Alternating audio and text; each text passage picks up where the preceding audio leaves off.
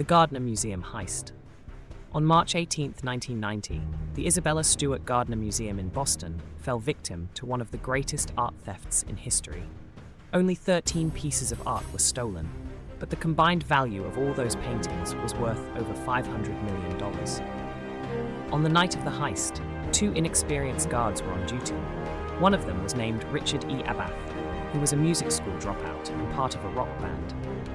By his own admission, he confessed that he would come to work drunk or stoned after a performance.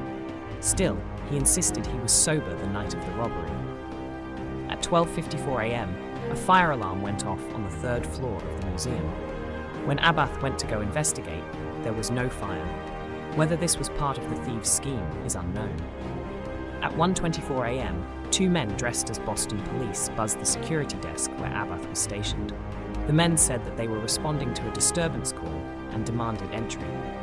St. Patrick's Day parties were happening around the city, so the disturbance call made sense to Abath. The guard buzzed the men into the employee entrance, which violated museum protocol. Then, when the men reached Abath behind the desk, one of them said, "You look familiar. I think we have a default warrant out for you. Come out here and show us some identification." Abath was tricked to leave his control desk, which had the only button that would trigger a silent alarm. He was then instructed to face the wall and was handcuffed. The second guard then appeared, and he was also arrested. When the second guard asked why he was being arrested, one of the men replied, "You're not being arrested. This is a robbery. Don't give us any problems, and you won't get hurt." An hour and 21 minutes later, the thieves made out with 13 timeless works of art.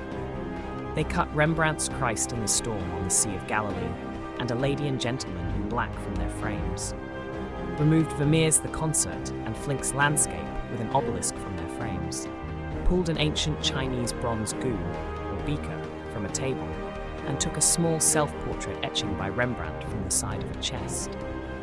In the museum today, empty frames now stand where the paintings were hung as a remembrance. The thieves have yet to be caught, and the location of the art pieces is still unknown. The Isabella Stewart Gardner Museum has set a $10 million reward for information leading to the recovery of the stolen works.